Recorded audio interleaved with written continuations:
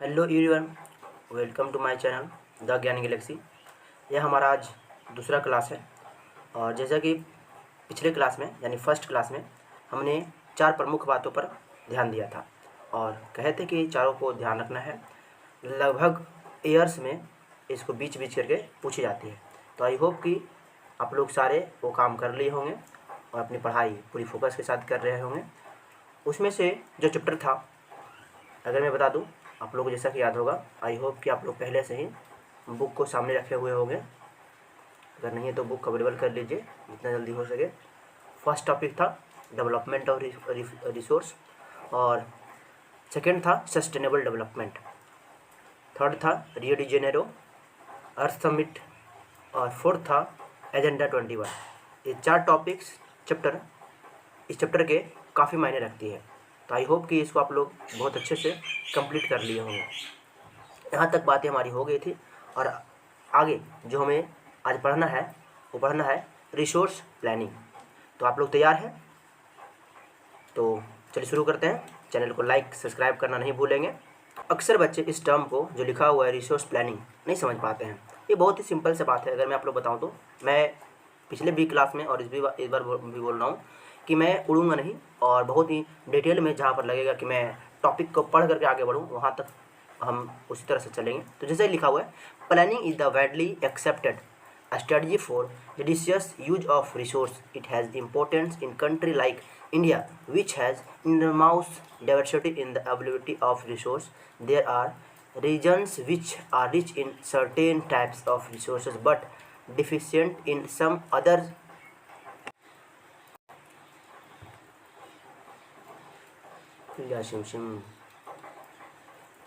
Some other resource. There are some regions which can be considered self-sufficient in terms the ability of resource, and there are some regions which have acute shortage of certain vital resource. That means इसका example से होता है कि अगर देखा जाए तो भारत के या फिर विश्व के कोई भी क्षेत्र में कहीं पर बहुत ज़्यादा प्रचुर मात्रा में रिसोर्सेस अवेलेबल है और कहीं पर कुछ भी नहीं है।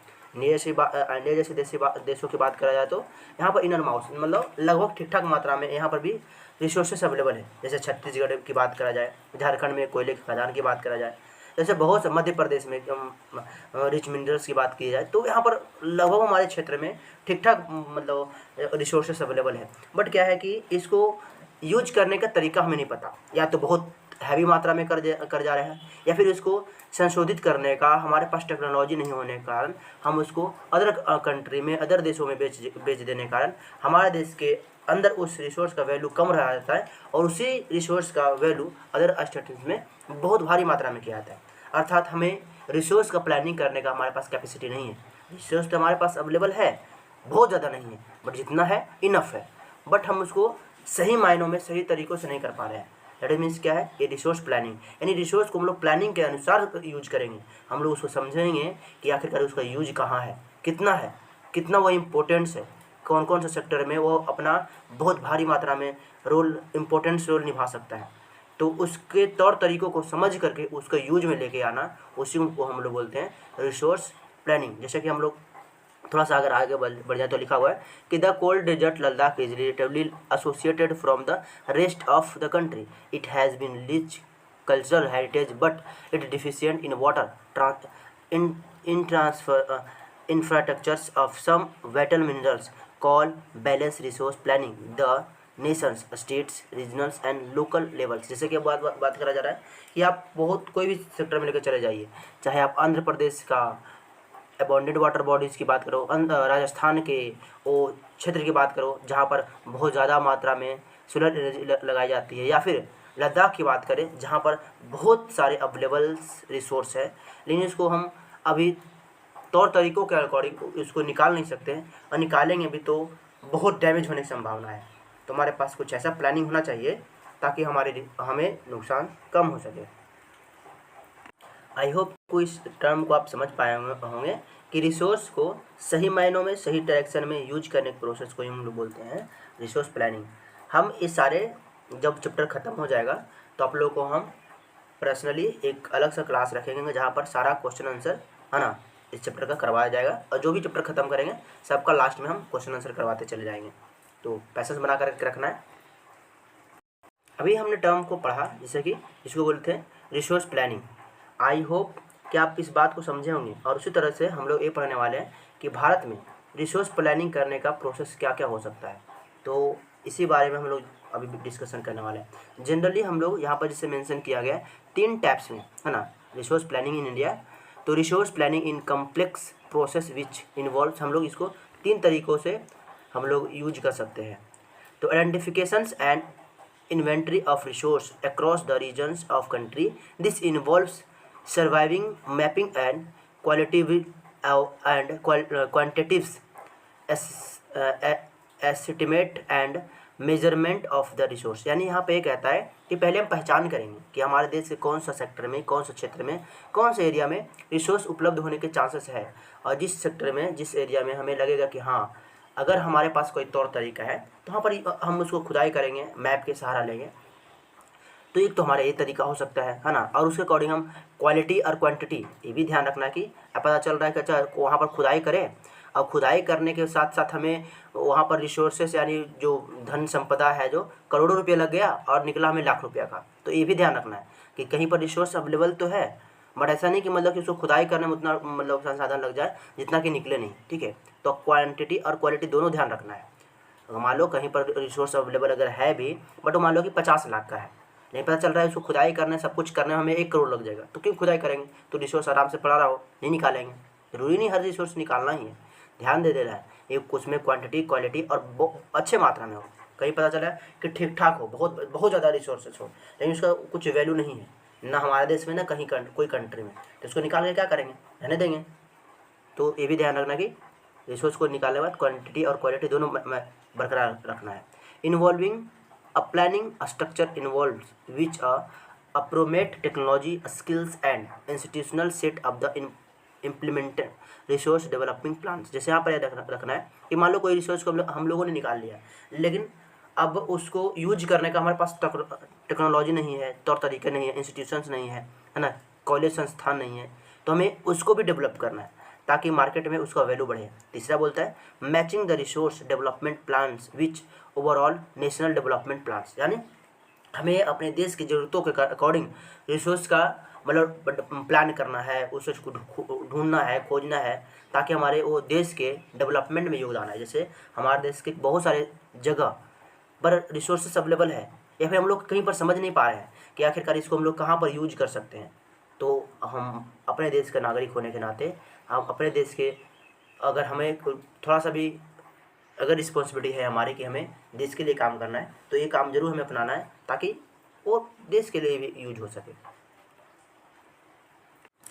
जैसा कि नीचे लिखा हुआ है कि India has made concerted effort for achieving the goals of resource planning right from the first 5 years plans launch after independence. जैसे कि बात करा जा रहा है, जैसे हमारा देश जब आज़ाद हुआ था तो हमारे देश में बहुत सारे पैसे नहीं थे, है ना, धन संपदा और टेक्नोलॉजी नहीं था, और पैसे यानी ध्यान हर सेक्टर पे देना है।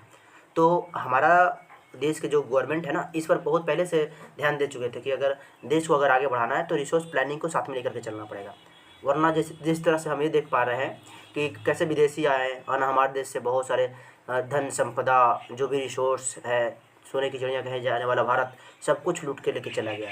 तो हमारे काम को, अपने तौर तरीक़ों को कुछ इस तरह से मैनेज करके रखना है ताकि इसमें हमें आगे चल के नुकसान भी ना उठाना पड़े। ऐसा ना हो कि हम अपने तौर तरीक़ों से, टेक्नोलॉजी से, इंस्टीट्यूशन से, है ना, और जो भी अपने देश में डेवलपमेंट होना चाहिए वो नहीं हो जाए और हम इस कंडीशन से काफ़ी बहुत पीछे रह जाए। जैसा कि यहाँ पे लिखा हुआ है द हिस्ट्री ऑफ, अगर अंडरलाइन करें, the history of colonial revolts that rich resources in colonies were the main attraction of the foreign invaders। यानी क्या मानता था कि जो भी कॉलोनियल माइंडसेट जो भी हम लोग इतिहासों से देख सके हैं कि हमारे देश पर कैसे उन्होंने कब्जा करा, और उनका मेन जो मकसद था कि हमारे जो मेन रिच जहाँ पे रिसोर्स का बहुत बड़ा भंडार है उस पर फोकस रखना, ताकि हमारे देश के धन संपदा को, रिसोर्स को यहाँ से कंज्यूम करे और अपने देश में लेकर के जाए।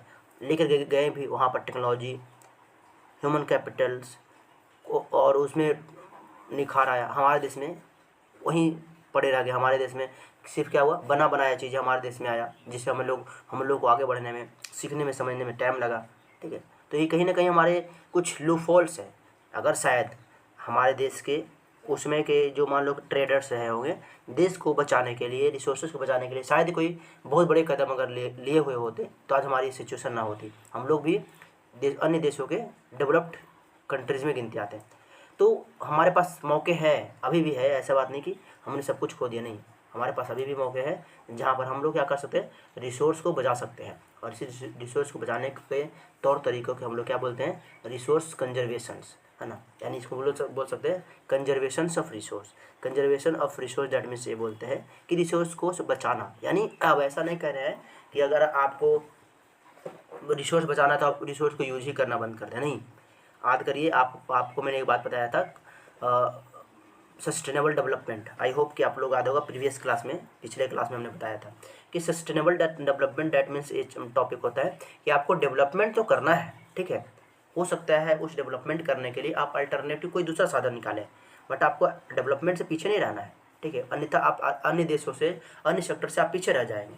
तो आपको डेवलपमेंट भी करना है और साथ में ये भी ध्यान रखना है कि उसमें से पर्यावरण को नुकसान ना हो जाए, ठीक है। आप पर्यावरण को नुकसान पहुंचा करके आप डेवलपमेंट की गुणगाथा नहीं गा सकते हैं। अर्थात आप उसका कोई दूसरा अल्टरनेटिव साधन निकालिए ताकि डेवलपमेंट का प्रोसेस भी पूरा रहे और आप आगे भी बढ़ते रह जाए।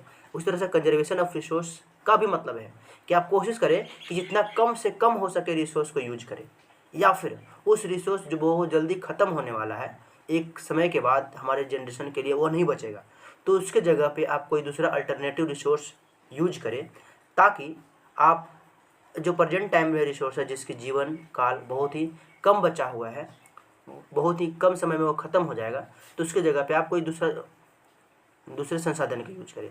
तो संसाधन को, है ना, मतलब कि आप ये बोल सकते हैं कि बुद्धिमानी पूर्वक यूज करना, है ना, अपने तौर तरीक़ों के अकॉर्डिंग यूज करना और उसको बचाना, उसी बोलते हैं resource conservation of resource.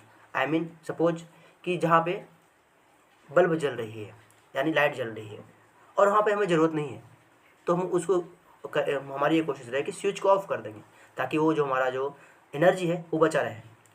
Fan चल रहा है, हमें ज़रूरत नहीं है, हमें ठीक ठाक हमें फील हो रहा है कि ठंडे कैसे भी फील हो रहा है, लेकिन बेकार में फ़ैन चल रही है, हमने ऐसे ही बिजली को कंज्यूम करने के लिए चला दिया। तो आप कोशिश करें कि उसको हम स्विच को ऑफ कर दें। इससे हमारा फ़ायदा ये होगा, हमारे सोचने के अकॉर्डिंग तो लगता है कि ऐसा क्या होगा, हमारे सिर्फ करने से क्या होगा, नहीं। हमारी छोटी छोटी प्रयास, है ना, एक बहुत बड़ा बचत की ओर लेके जा सकता है, जो कि एक रिसोर्स कंजर्वेशन का हम एग्जाम्पल्स दे सकते हैं। आई होप कि इस बात को आप समझ रहे हो। नेक्स्ट जो टॉपिक है हमारा, ये है लैंड रिसोर्स। आई होप कि आप, जैसे कि विजुअल हो रहा होगा आपको स्क्रीन पे, लैंड रिसोर्स। जैसा कि हमें ये दिखाया गया है कि लगभग लैंड यानी ज़मीन से हम लोग सारी चीज़ें, मतलब हम ज़रूरतों को पूरा कर पाते हैं। जैसे पढ़ते हैं, we live on land, we performs our economics activity and land we are use in different we. Thus land is the natural resource of almost important, it's support natural vegetation, life, human life, economic activities, transport and communication systems. However, land is the asset, the finite magnitude, therefore is the important use of our life. जिसे मैं बोलता है, एक simple सी बात है, आज without land का हम लोग अपने जीवन की कल्पना नहीं कर सकते हैं, क्योंकि हम लोग सारी चीज़ें जो भी हमारे डेली लाइफ की जो यूज है, हो सकता है पैसा, वेल्थ, घर, ये सब के बारे में सपने देखें, बट ये सब का जो यूज है ना, जो हम लोग अपने लाइफ में यूज कर रहे हैं, विदाउट लैंड का हम लोग कहीं से भी सर्वाइव नहीं कर सकते। खाने के लिए हमें खेत की ज़रूरत पड़ती है, जहाँ से हम लोग ग्रीन यानी अन्न उपजाते हैं, वो आसमान में नहीं उगेगा, हमें उसके लिए लैंड चाहिए।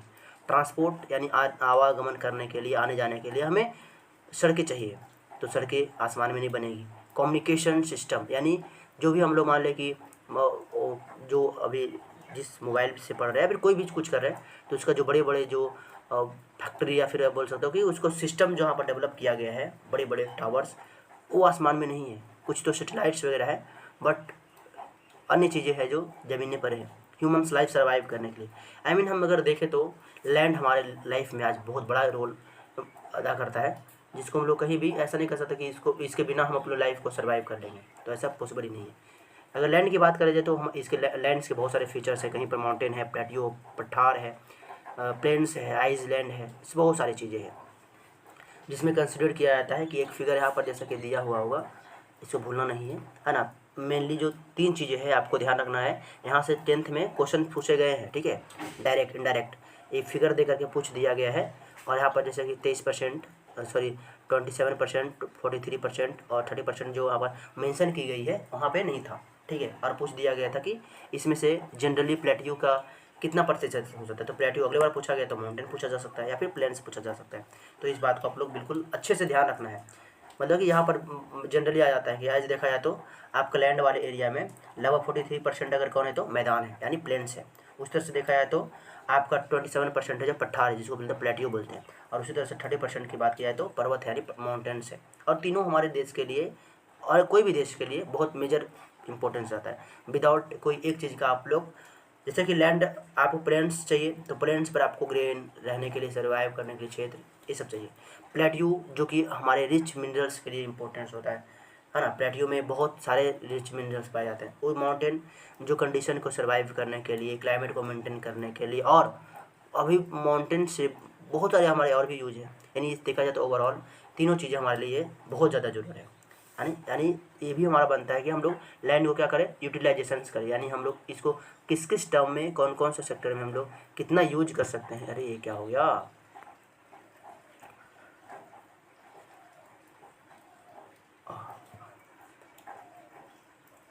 तो हमें ये ध्यान रखना है।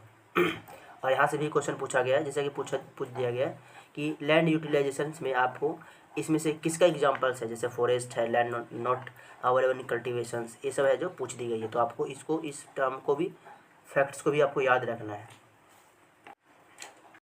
तो लैंड यूटिलाइजेशन से अगर देखा जाए तो कौन कौन से पर्पज़ के लिए यूज है भाई, तो फॉरेस्ट है ना।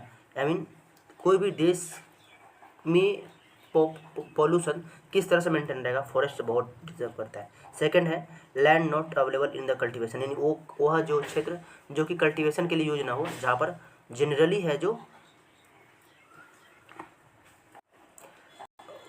बंजर या फिर खेती करने के लिए वेस्टेज लैंड हो, है ना, यानी जहाँ पर बिल्कुल खेती वगैरह नहीं होते हुए, तो ऐसे खेती की मतलब लैंड की बात करा जा रहा है। उसी में बी में देखे land put non agriculture use, यानी बिल्कुल मतलब एग्रीकल्चर हो ही नहीं सकता है, वहाँ से सिर्फ बिल्डिंग्स, रोड और फैक्ट्रीज वगैरह ही स्थापित की जा सकती है। दूसरा है अदर अनकल्टिवेटेड लैंड्स, जिसमें आपको इंक्लूडेड आ सकता है कि सोच लो कि कोई ऐसा सेक्टर है जहाँ पर बिल्कुल खेती नहीं होता है, अभी हो ही नहीं सकता, फिर नहीं हो रहा है, जो कि ग्रेजिंग के लिए यूजफुल हो।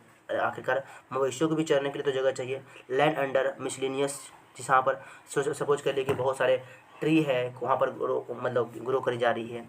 कल्टिवेबल्स वेस्ट लैंड, जहाँ पर लैंड तो है लेकिन उसका कोई यूज नहीं है, लंबे समय तक 5-6 साल से कोई खेती नहीं हुई है, तो ऐसे अनकल्टिवेटेड लैंड उसको हम लोग बोलते हैं।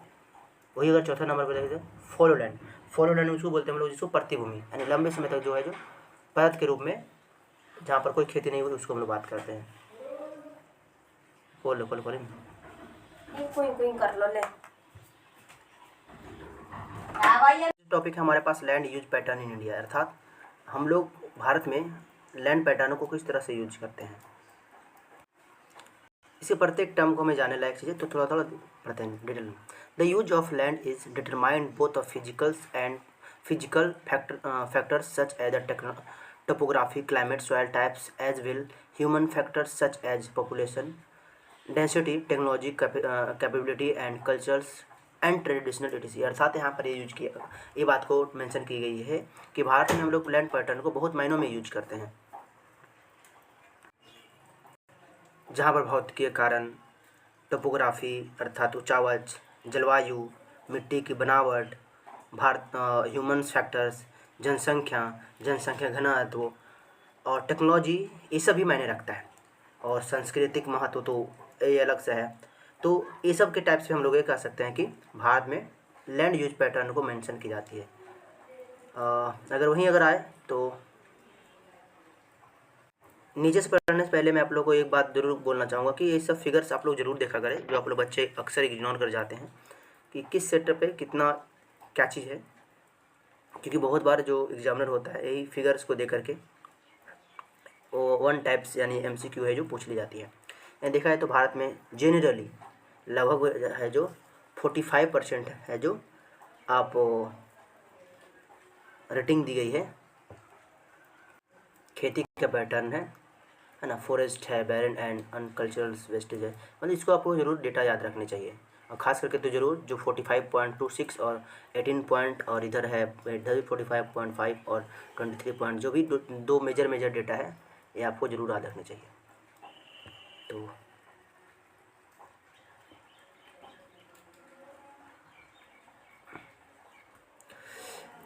total geographical area of India is 3.28 million square kilometer. Land use total data, however, is available only in 93% of the total geographical area because the land use reporting is most of northeast states except Assam has no been done fully। मतलब mention करी जा रही है कि भारत का total जो भौगोलिक area है वो लगभग हम लोग जानते हैं 32,87,263 वर्ग किलोमीटर। यहाँ पर सिंपल एक डाटा लेके गया है 3.28 मिलियन स्क्वायर किलोमीटर, जहाँ पर इसमें से मेंशन करी जाती है कि 93% ही डेटा है जो जोग्राफिकली मेंशन की गई है, क्योंकि नॉर्थ ईस्ट जो असम वाला इलाका है उसका अभी तक मेजरमेंट नहीं हुआ है। उस तरह से अगर देखा जाए तो कुछ जम्मू कश्मीर का कुछ पार्ट्स है जो चाइना में जो चाइना कैप्चर किया हुआ है, जो पाकिस्तान कैप्चर किया है, उसका भी थोड़ा हमारे पास डेटा मेजरमेंट नहीं है। दूसरी बात ये भी ध्यान रखी जाती है कि स्थायी चारागाह के अंतर्गत भी भूमि कम हो गई है। आज बहुत सारे मतलब कि देखा जाए तो इंसानों के रहने के साथ साथ लोगों के लिए भी रहने के लिए और पशुओं के चरने के लिए भी ज़रूरत होती है। पशुधन की इतनी बड़ी जनसंख्या के लिए चारागाह उपलब्ध कराने में मतलब कराना भी ज़रूरी है। जहाँ पर देखा जाता है अक्सर है जो मेन लैंड होता है वहाँ पर पशुओं को पहुँचा दी जाती है। उस तरह से अगर देखा जाए तो जो चारागाह जिसको हम लोग बोलते हैं शुद्ध निवल बोए है ना, जो मणिपुर, मिजोरम, अरुणाचल प्रदेश है ना, अंडमान निकोबार, यहाँ पर है जो लोग ज़्यादा डिपेंडेंट रहते हैं। यहाँ पर देखा जाए तो 80% से ले करके 10% के आसपास में मतलब लोग हैं जो चारागाह पे डिपेंडेंट होते हैं, क्योंकि यहाँ के लोगों का मेन जो ऑक्यूपेशंस है लगभग का ठीक है खेती करना या फिर पशुओं को चराना। हमारी तरफ है जो मोटे बड़े इंडस्ट्री नहीं है बट बहुत ही कम है, जहाँ पर डिपेंडेंसी लोगों को ज़्यादा बन जाता है।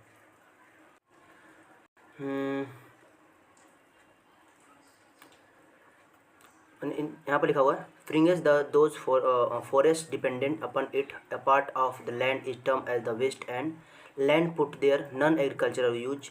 Waste land includes rocky, arid and desert area, and land put other non-agricultural use includes cement, roads, railway, industry etc। राष्ट्रीय वन नीति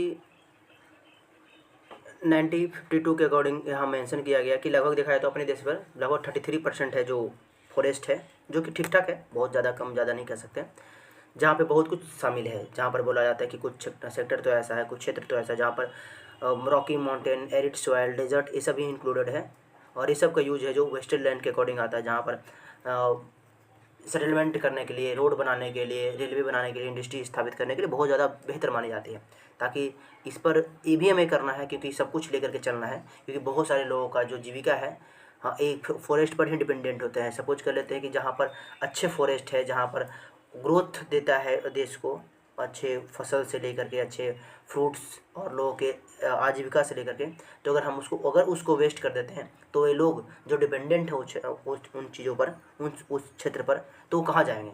एक बेरोजगारी का दर और बढ़ जाएगा। तो किस मतलब जो सरकार है, गवर्नमेंट है, पूरी कोशिश करते हैं कि हम लोग पूरी तरह से उस चीज़ों को बना करके रखें और अपने जो हम मेन जो ऑक्यूपेशन है या कार्य है, जहाँ पर रेल है, रोड है, इंडस्ट्री स्थापित करना है, एक ऐसे एरिड सॉइल्स या फिर बंजर भूमि पर स्थापित करें जहाँ पर मेन लैंड को या फिर फॉरेस्ट वाले लैंड को काटना ना पड़े। नेक्स्ट जैसे कि टॉपिक लिखा हुआ है लैंड डिग्रेशन एंड कंजर्वेशन, जैसे कि आप लोग पता चल रहा होगा, नहीं चल रहा होगा, थोड़ा सा देख लेते हैं। लैंड डिग्रेशन एंड कंजर्वेशन यानी इसका मतलब ये होता है कि लैंड को हमें बचाना है और उसके जो भी ह्रास हो रहा है उसके तौर तरीकों को हमें समझना कि आखिर किन किन कारणों से लैंड डिग्रेशन हो रहा है। थोड़ा रीड करते हैं इसके मेजर पार्ट्स को। जैसे कि लिखा हुआ है we have shared a land with the parts generation and with have to do so with the future generation too. 95% of our basic needs of food, shelter and clothing are obtained from land. Human activity have no only fought about degradation of land, but they have also aggraved the peace of nature, force to cause damage to land. जैसे पर ये बात को mention करी जा रही है कि हमारे पूर्वज से लेकर के हम लोग तक, ठीक है, हम लोग जितना भी डिपेंडेंट है वो पूरी तरह से डिपेंडेंट है तो फॉरेस्ट पे, जंगलों पे, ताकि हम लोग उसको यूज करें और यूज करने के साथ साथ हम लोग अपनी जो भी मूलभूत आवश्यकता है हमारी उसको पूरा कर सकें। और ये हमारे काम है जो हमारे जनरेशन तक, जो हमारे दादा परदादा है वो सब करते आ रहे थे, और आगे आने वाला हमारा जो जो जो भी जनरेशन होगा वो सब पूरा करेगा। और यहाँ तक ये भी बात को मेंशन करी जा रही है कि लगभग 95% जो मतलब जो भी हमारी ज़रूरत है ना वो हम लोग इसी बेसिक चीज़ें इसी से यूज कर सकते हैं। 5-10% होता है जो हम लोग मतलब अदर, जैसे हवा पानी है ना, तो भाई चलो है हवा का यूज हम लोग यूज कर लेते हैं हमारे इन्वायरमेंट से, बट 95% तो ज़रूरत है से यूज करते हैं। लेकिन हम लोग आज क्या करें, लालचवश कुछ ऐसा कर रहे हैं ताकि मिट्टी को प्रभावित करें। हम लोग तो कर ही रहे हैं, कुछ ऐसा इंटरनली फोर्स भी लगा रहे हैं जिससे और मिट्टी जल्दी ख़त्म हो जाए। जैसे हम लोग है जो केमिकल का यूज करते हैं, फर्टिलाइजर्स का यूज करते हैं, इससे कहीं ना कहीं मिट्टी का जो क्वालिटी होता है वो धीरे धीरे डैमेज हो रहा है, वो ख़त्म हो जा रहा है। और अगर ऐसे ही रहा लंबे समय तक रहा तो हम लोग उसको पूरी तरह से एक समय आएगा ख़त्म कर लेंगे, है ना।